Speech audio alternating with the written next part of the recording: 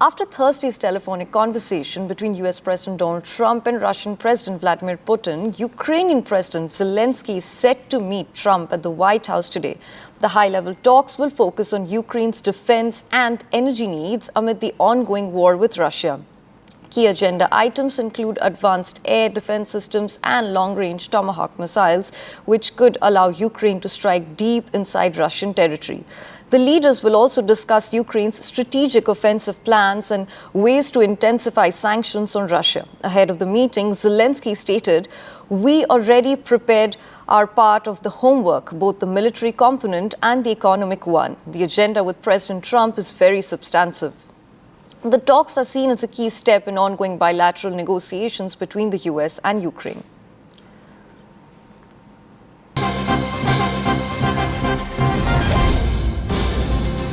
This just in, we have breaking news coming in. Trump described his phone call with President Putin as very good and very productive. He mentioned that Senator Rubio will be meeting his counterpart soon and added that he himself will meet with Putin to make a final determination on key issues. President Trump confirms he will meet again with Russian President Vladimir Putin in Hungary as he works to end the war in Ukraine. Marco Rubio is going to be meeting with his counterpart, as you know, Lavrov, and they'll be meeting pretty soon. They're going to set up a time and a place very shortly. Maybe it's already set up. They've already spoken. And I thought it was a very good phone call. I thought very productive. But I'll be meeting with President Putin. Saad, back to you. So, given the recent phone call about Tomahawk missiles with Trump, how likely is it that the US will authorize the transfer of long-range strike capabilities to Ukraine, and what impact could this have on the conflict, on the future trajectory of the conflict with Russia? Well, right now it looks like it is being used as a tool to build pressure on Russia, and perhaps because President Trump has said, and in fact it is widely being reported in American media, that Tomahawk missiles would be given to Kyiv to hit Moscow deeper. But you see that right after these news being circulated and the announcements, there's a telephonic conversation between the two leaders. Now, this is the first time that both leaders have spoken after the collapse of Alaska talks. And in fact, President Trump has praises for President Putin. In fact, he said that President Putin congratulated him for the Gaza peace deal.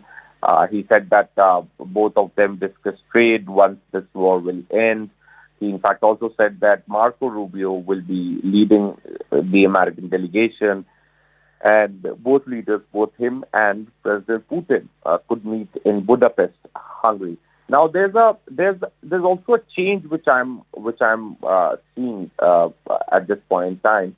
So instead of Trump's special envoy, Steve Witkoff, this time around Marco Rubio has been sent. So now, why has it been done? Was there a request from the Russian side?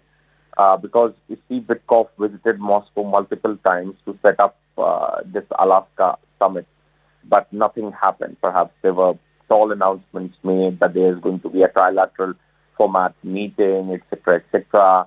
All those things were said. Security is guaranteed. A lot of things were said, but that could not materialize. Nothing happened after that, and talks collapsed. So it's a restart of the talks. And in fact, as you rightly said, that this conversation happened after America, showing interest of giving Tomahawk missiles to Ukraine. And today, President Zelensky is in D.C. He will be meeting President Trump. Right. Thank you for that information, Sadat.